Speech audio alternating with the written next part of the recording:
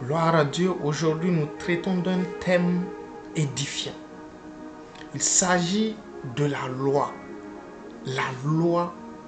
de Dieu, les lois spirituelles qui existent depuis plusieurs millénaires et qui guident les pas de l'homme sur la terre. Qu'en est-il? Quelles sont les différentes sortes de lois décrites dans les Écritures? Quel était le but ultime de la loi? Pourquoi Dieu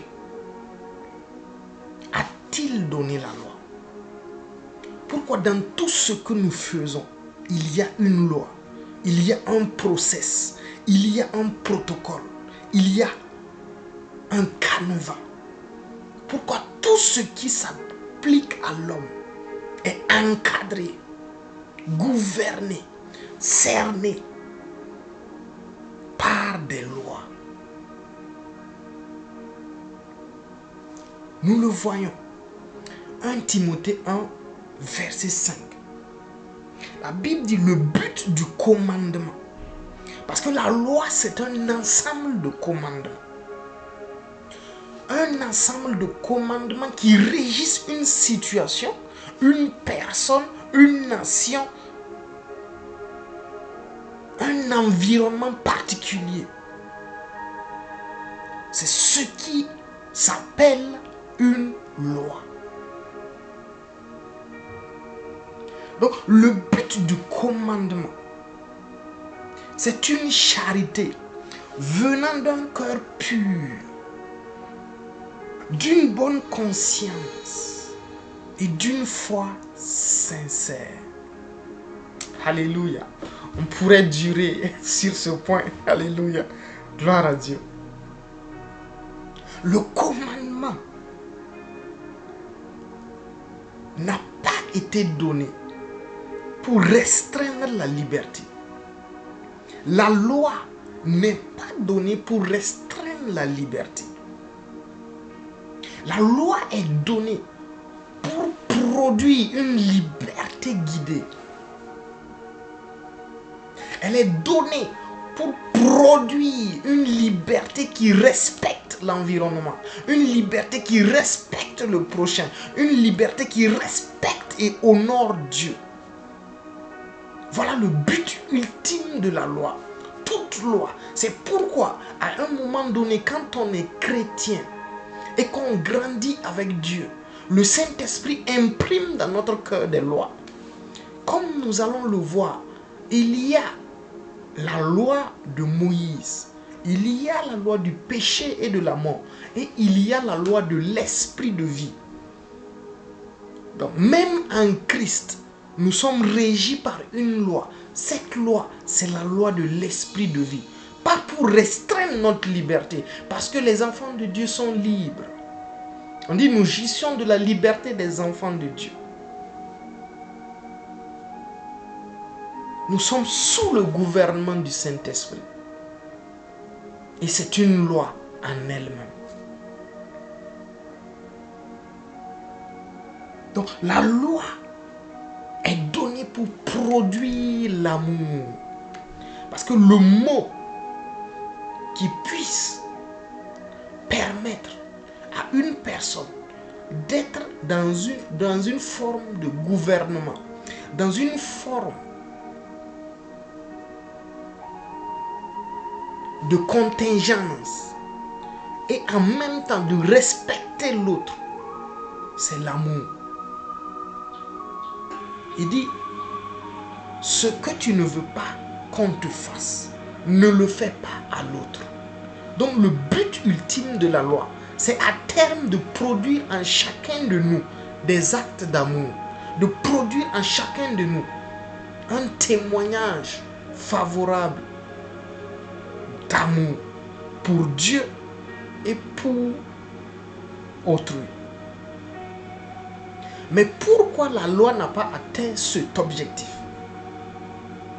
Peu importe, toutes les lois, jusqu'à la loi de l'esprit, ils n'ont pas atteint leur objectif. Pourquoi?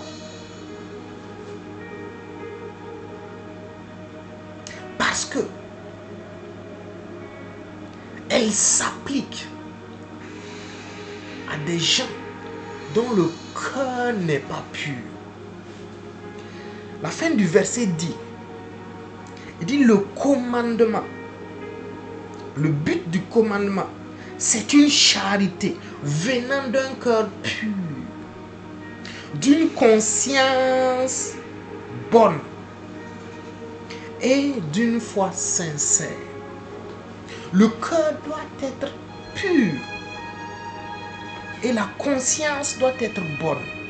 Ça veut dire que si je réagis face à la loi avec une mauvaise conscience, ce n'est pas la loi qui est mauvaise, mais c'est ma conscience qui est mauvaise et qui fait que la loi devient pour moi une occasion de chute pour être mauvais. Et c'est ce que l'apôtre Paul a tenté d'expliquer. C'est le récepteur qui est le problème. Ce n'est pas la loi en elle-même. Toute loi a des intentions bonnes. Toute loi a des intentions pures. Mais la loi se confronte à des gens dont les intentions ne sont pas bonnes, dont la conscience n'est pas pure. Et donc, le récepteur ayant la possibilité d'influencer l'interprétation de la loi, fait de la loi une chose vaine, alors qu'elle était digne d'intérêt. C'est pourquoi Romains 2,14 nous dit une chose importante. Mais avant de voir Romains 2,14, nous allons aller dans Galates 3, verset 19 jusqu'à 25. La Bible nous dit, pourquoi donc la loi? C'est l'apôtre Paul qui tente d'expliquer la réalité de la loi. Il dit, elle a été donnée ensuite à cause des transgressions, jusqu'à ce que vienne la postérité à qui la promesse avait été faite. Jésus-Christ, qui est cette postérité, elle a été promulguée par des anges au moyen d'un médiateur. Donc, si on s'arrête ici, on dit, pourquoi donc la loi? Elle a ensuite été donnée à cause des transgressions. Dieu voulait que l'homme en lui-même réalise le bien et le mal et choisisse le bien. Donc il a mis dans la conscience de chaque être humain la loi. La loi a été introduite dans nous, au plus profond de notre conscience. Lorsque nous faisons ce qui est mal, nous savons que c'est mal.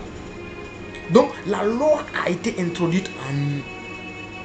Mais pourquoi elle ne produisait pas et qu'il y avait beaucoup de transgressions? Parce que nous avons été souillés par le péché. Romains 8, verset 2-3. La Bible dit que Dieu a condamné le péché dans la chair. Et donc toute la descendance d'Abraham et d'Adam est soumise au péché. La descendance étant soumise au péché, la conscience est soumise au péché. Ce qui fait que notre conscience n'est plus une conscience pure, mais une conscience sujette au péché. Et c'est là le problème. Ce qui veut dire qu'un homme qui n'a pas Christ, il pêche, mais parfois il ne le fait pas volontairement. Il n'a pas une capacité en lui-même de ne pas pécher.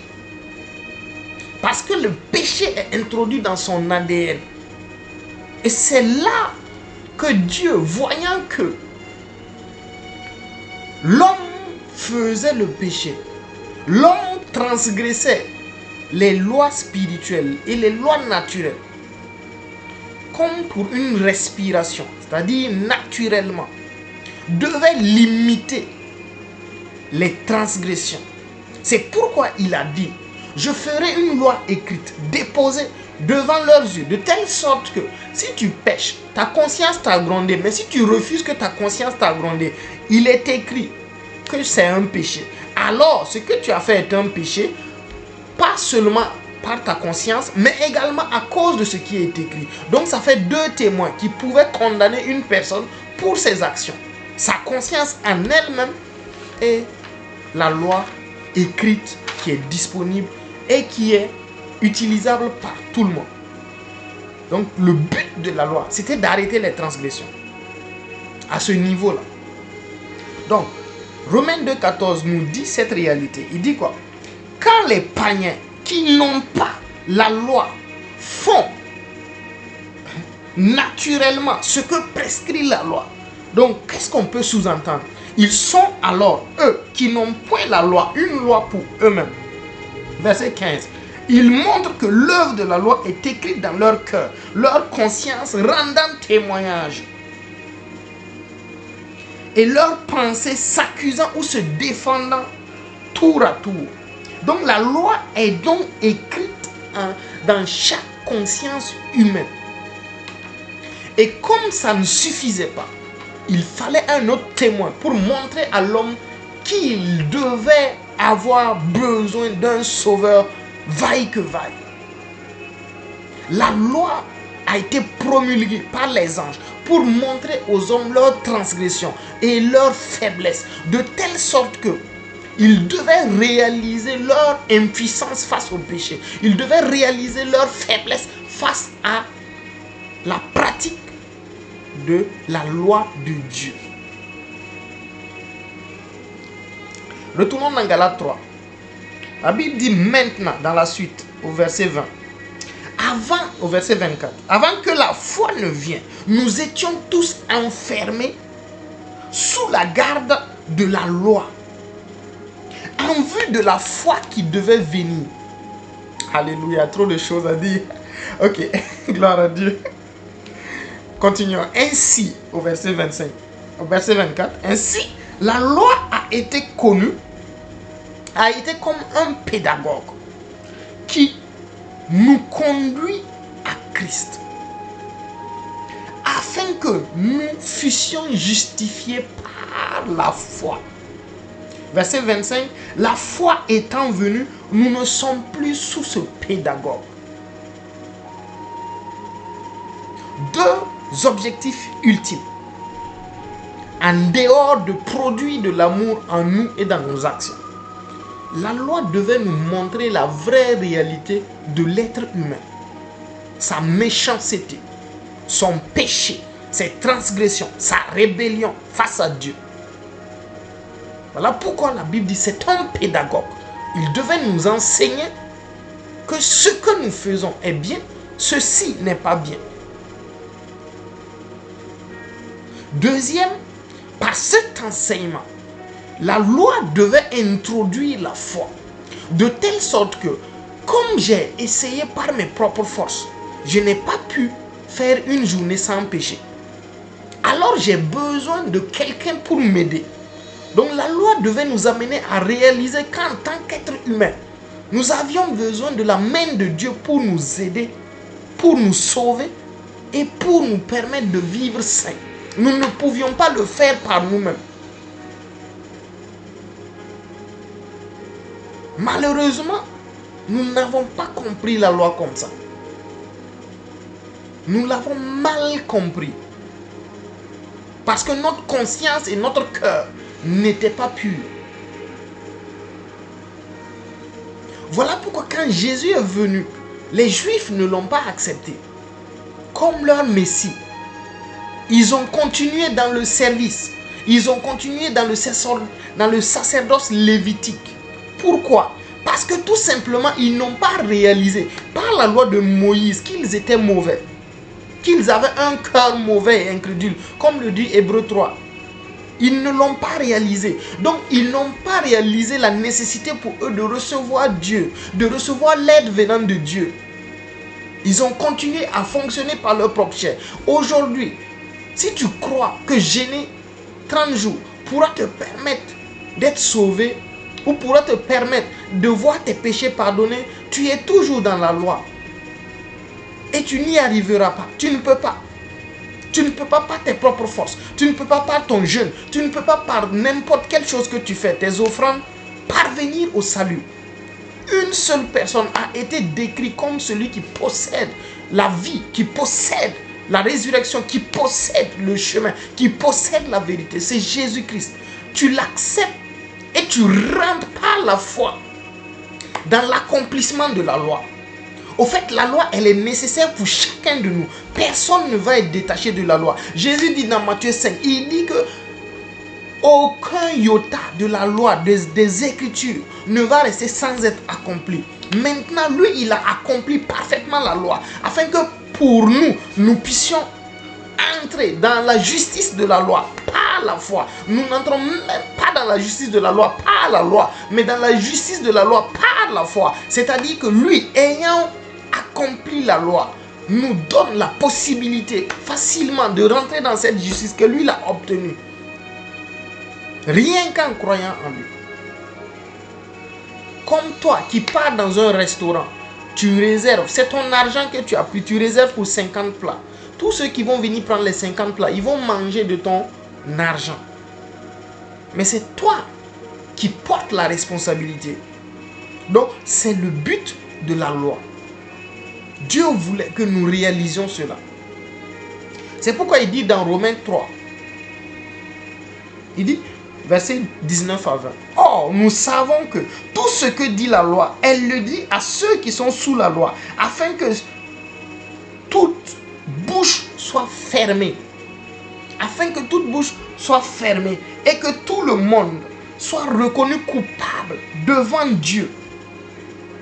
Alléluia. Car nul ne sera justifié devant lui par les œuvres de la loi, puisque c'est par la loi que vient la connaissance du péché. Donc c'est tout ce que nous avons résumé. L'homme, par sa conscience qui le grondait, parce que Dieu a mis un système dans notre conscience qui permet de filtrer le bien et le mal, n'a pas accepté le résultat de cette conscience et est allé au-delà de cette conscience, jugeant même Dieu, c'est-à-dire disant à Dieu, il n'y a pas de preuve que j'ai fauté. Donc Dieu a produit une preuve écrite. Maintenant, cette preuve, parce que notre conscience, notre cœur est mauvais, nous avons dit que cette preuve était l'origine de notre péché. C'est pourquoi l'apôtre Paul dit, il dit que ils ont supposé que puisque c'est par la loi que vient la connaissance du péché. Alors que dans notre conscience, nous avions la connaissance du péché. Alléluia. Cette doctrine de la loi est très importante. Jésus a accompli la loi pour nous.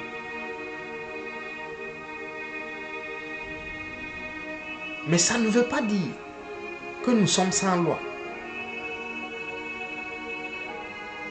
Aussi longtemps que nous vivons, que ce soit dans ce monde ou dans le monde à venir, il y aura toujours des lois qui encadrent notre vie. C'est pourquoi même le Fils de Dieu était soumis au Père. C'est une loi de l'Esprit. Il dit le Fils ne peut rien faire de lui-même. Il ne fait que ce qu'il voit faire au Père. C'est une loi spirituelle. Parce que le Père est la source. Il est le Abba. Et nous découlons de lui. Tout ce qui a été créé n'a été créé que par lui et en lui. Tout se trouvait en lui. C'est pourquoi la loi de l'honneur oblige le respect.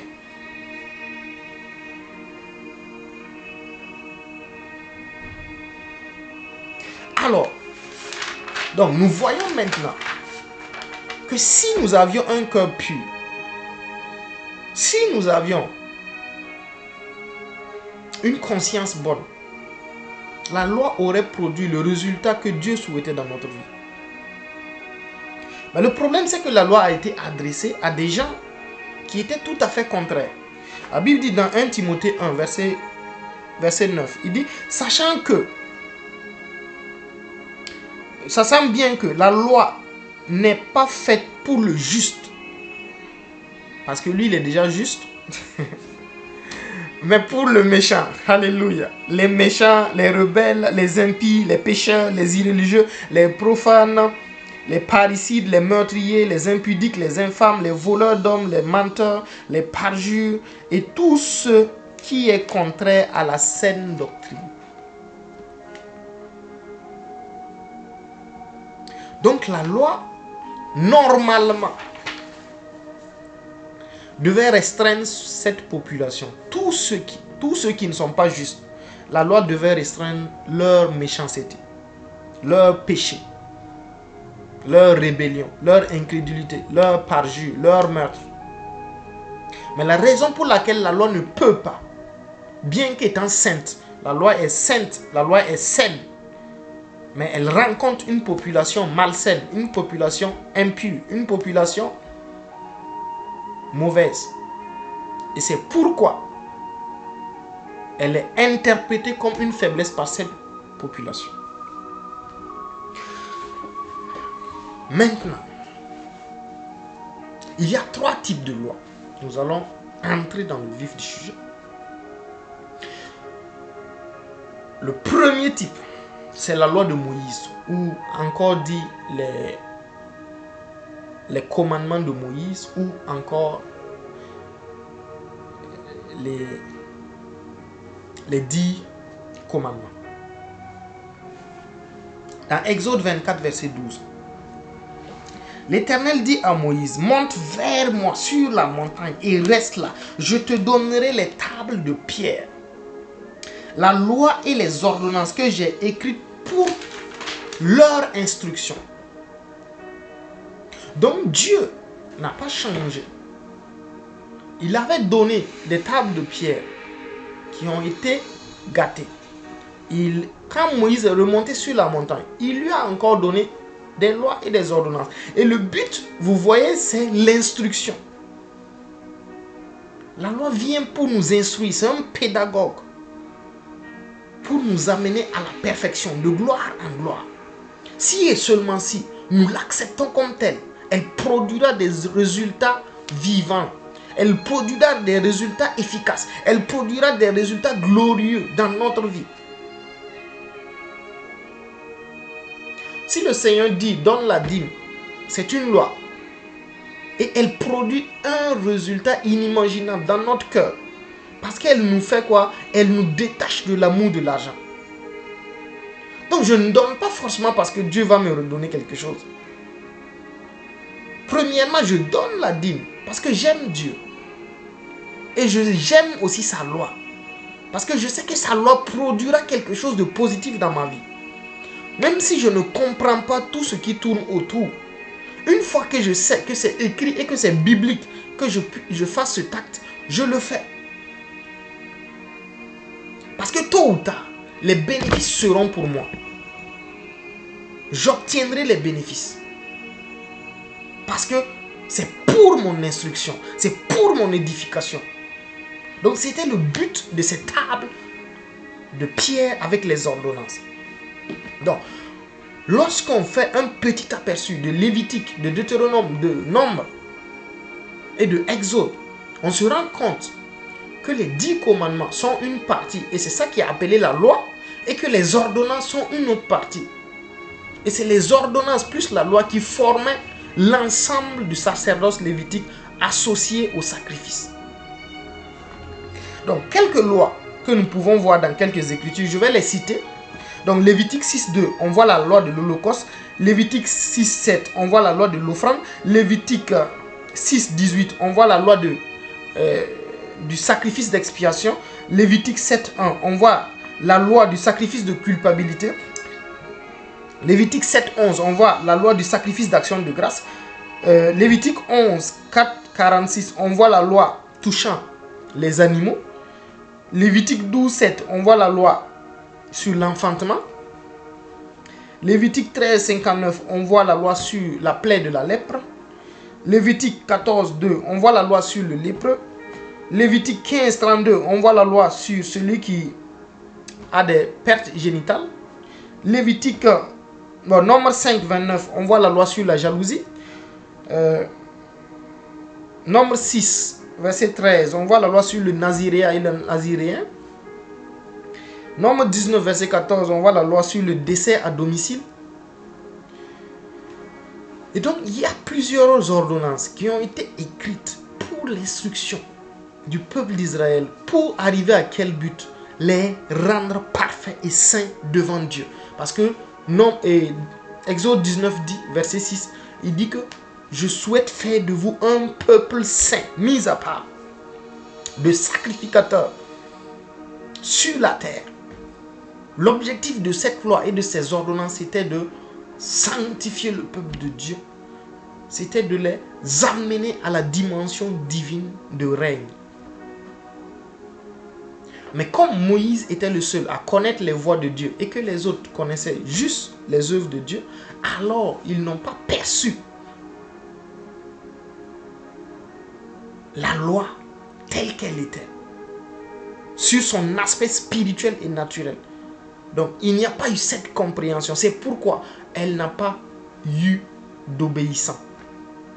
Beaucoup ne l'ont pas pratiqué, ou l'ont pratiqué avec dureté de cœur. Et cela aussi a été reproché. Donc, pour la loi, les 10 commandements, nous voyons cela dans Exode 20, versets 1 à 17. Premièrement, on a honore Dieu seul.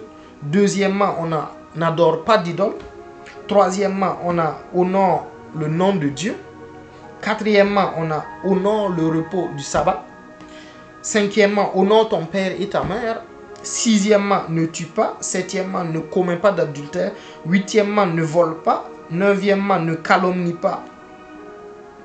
Dixièmement, ne convoite pas les choses d'autrui, ni les biens d'autrui. Donc, 10 lois qui nous sanctifient, qui nous purifient et qui nous transforment de gloire en gloire à l'image de Dieu, de l'extérieur à l'intérieur. Voilà le but ultime de la loi de Moïse. Donc, à la fin de ça, nous voyons que la loi, elle est bonne. La loi, elle est pure. La loi, elle est sainte. La loi, elle est juste. Et elle est indiquée pour chaque type d'être, peu importe notre progression spirituelle. 2. La loi du péché et de la mort. La Bible dit dans Romains 7, verset 5, il dit: car lorsque nous étions dans la chair, les passions des péchés provoquées par la loi agissaient dans nos membres, de sorte que nous portions des fruits pour la mort.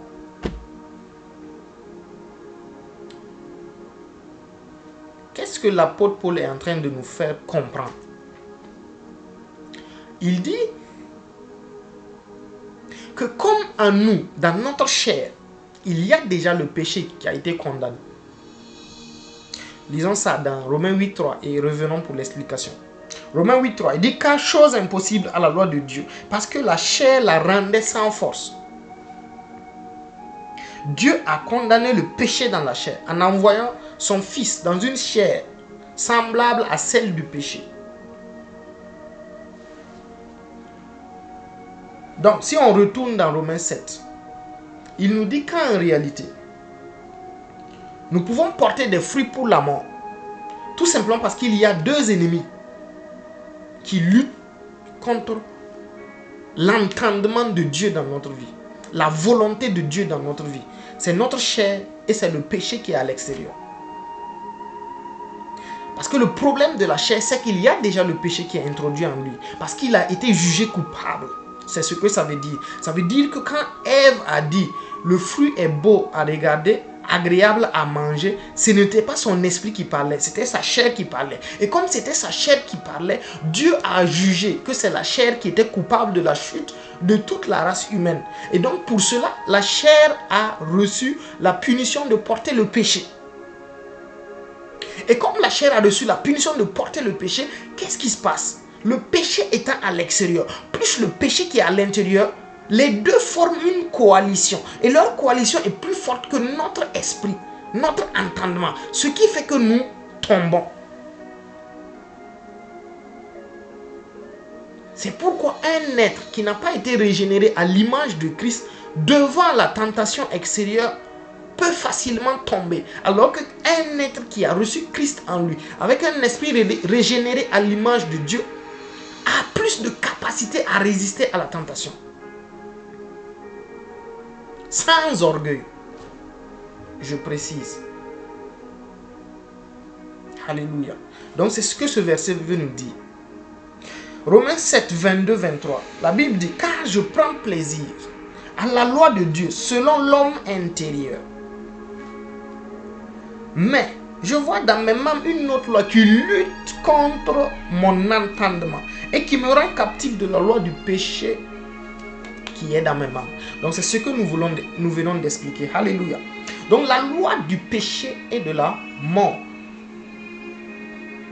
est une loi qui est à l'extérieur et à l'intérieur. À l'extérieur par le péché, le monde, la chair. Par le péché, le monde et Satan.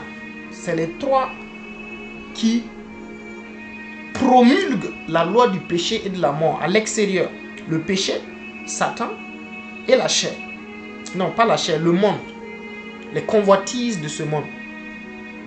Maintenant, la chair est le compartiment de l'être humain qui promulgue le péché à l'intérieur de nous.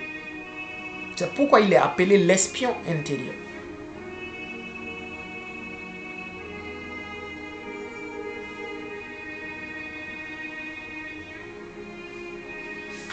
Alléluia. Donc cette loi-là conduit au péché et à la mort de l'esprit. Parce que le vrai nous est de l'âme. Le vrai nous, c'est notre esprit et notre âme régénérée. Ça, c'est le vrai nous. Le corps, c'est une tente qui entretient notre être. Et c'est la raison pour laquelle Dieu considère notre marche en fonction de la croissance spirituelle que nous engrangeons de jour en jour. En fonction de notre statut dans la domination des convoitises de la chair. Chaque jour. Pas une fois en passant, chaque jour. Chaque jour, nous devons montrer notre statut en Christ, en dominant sur les convoitises de la chair. Par exemple, si Dieu nous appelle à un temps avec lui, et que pendant ce temps, Dieu dit, il faut sauter le repas de midi, et que je ne saute pas le repas de midi, cela montre que ma chair, sa convoitise est plus forte que l'entendement de mon esprit, que la force de mon esprit. Donc, qu'est-ce que je fais? Je me mets à prier. Et j'engrange de l'énergie dans mon esprit. J'engrange de la force spirituelle par la méditation de la parole. Quand je médite, mon esprit prend le dessus. Et quand je reviens, je peux assujettir mon corps. C'est pourquoi l'apôtre Paul dit dans 1 Corinthiens 9, 27, il dit que je traite durement mon corps pour ne pas moi-même être rejeté après avoir prêché aux autres. C'est un combat quotidien, c'est un combat de chaque instant. Donc que le Seigneur nous accorde la force de toujours être victorieux dans l'assujettissement de la chair au nom de Jésus. La loi de l'esprit de vie, alléluia, c'est la troisième loi. La loi de l'esprit de vie s'applique à tous ceux qui sont régénérés en Christ. Ça veut dire que si nous n'avons pas encore donné notre vie à Jésus, cette loi n'est pas pour nous. La Bible dit dans Romains 8, 2, il dit en effet, la loi de l'esprit de vie en Jésus-Christ m'a affranchi de la loi du péché et de la mort. Alléluia.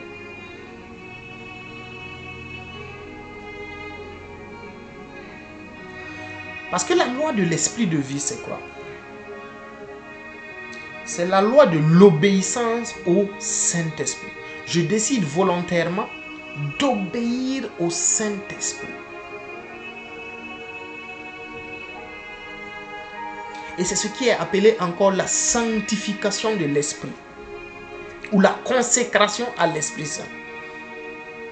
Je décide volontairement en partenariat de communier avec le Saint-Esprit.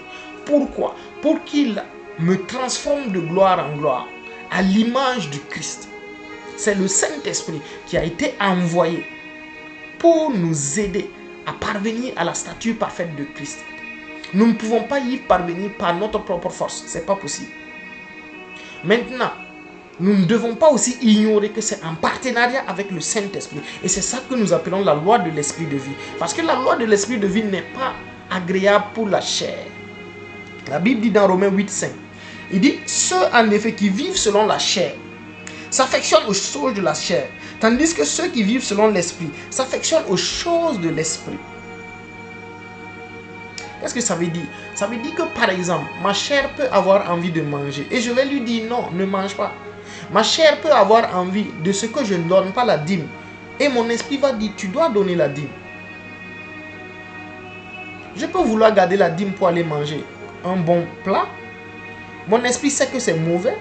Il va me forcer par le Saint-Esprit à donner la dîme. Mais c'est une loi qui est introduite. Et c'est notre participation à cette loi qui fait que nous grandissons, que nous croissons en Christ. C'est la seule voie par excellence pour produire l'homme spirituel qui a été mis en nous.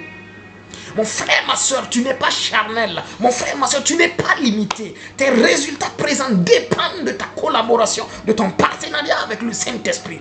Plus tu acceptes les instructions du Saint-Esprit par sa voix intérieure, par sa révélation de la parole, par les visions, les songes, plus tu acceptes le gouvernement du Saint-Esprit dans ta vie, plus tu vas marcher dans des gloires supérieures, insoupçonnées, spirituelles. C'est la loi de l'esprit.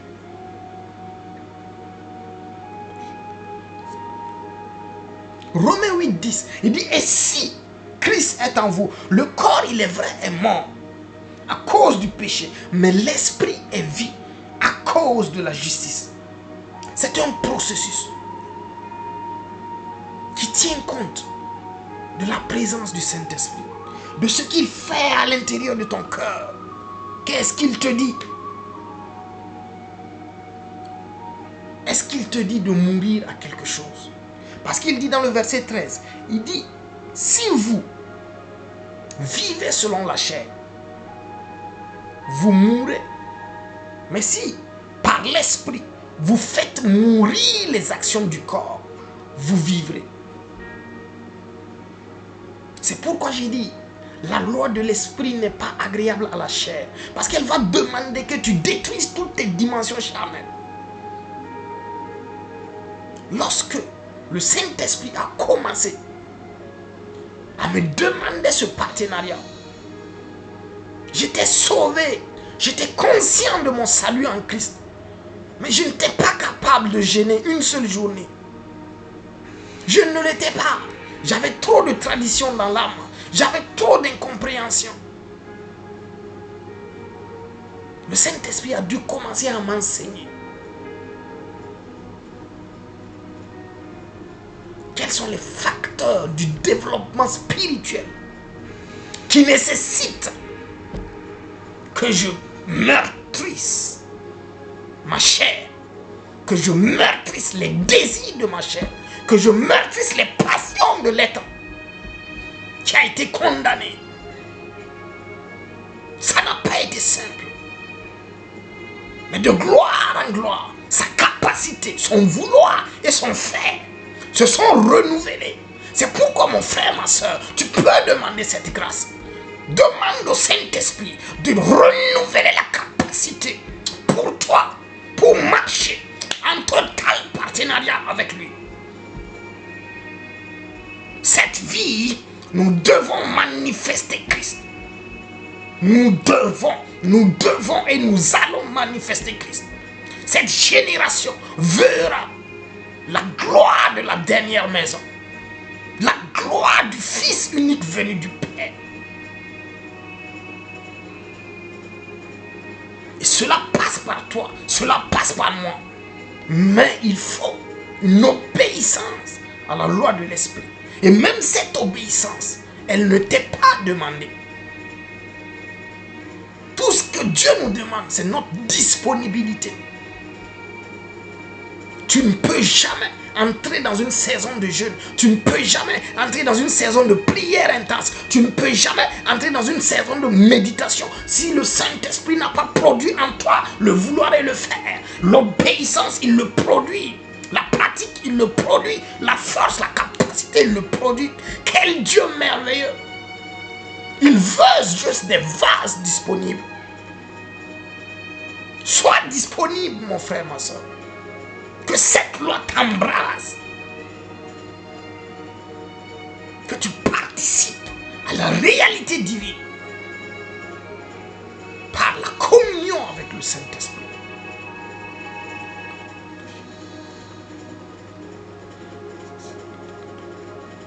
Colossiens 3, 2. Affectionnez-vous aux choses d'en haut, non à celles qui sont sur la terre. Verset 10. Ayant revêtu l'homme nouveau, qui se renouvelle dans la connaissance, selon l'image de celui qui l'a créé.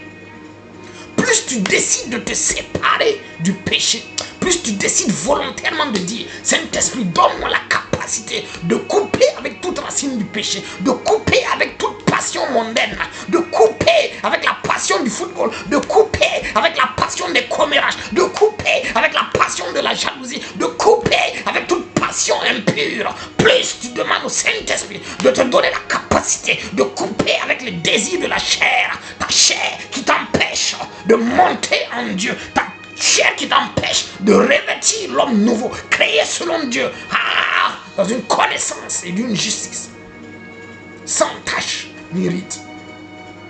Demande cette capacité. La loi de l'esprit de vie. La loi de l'esprit de vie.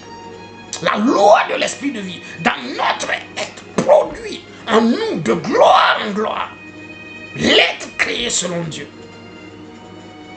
C'est à cette réalité que Dieu nous a appelés. C'est un appel, mais nous embrasons cet appel en embrasant cette loi. Il y aura des coups. Jésus dit dans Matthieu 10, 37.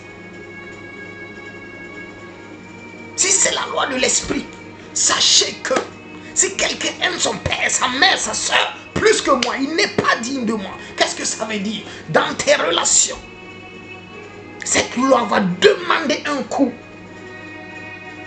Tes relations, que ce soit familial, que ce soit professionnel, que ce soit partout, il y a un coup qui va être déposé sur tes relations. Il y a un coup qui va être déposé sur ton temps. Il y a un coup qui va être déposé sur ton énergie, ton service à Dieu. Il y a un coup qui va être déposé sur tes ressources. Il y a un coup qui va être déposé sur ton être, ton corps. Tu vas le livrer en offrande. Romains 12. Sur l'autel de Dieu.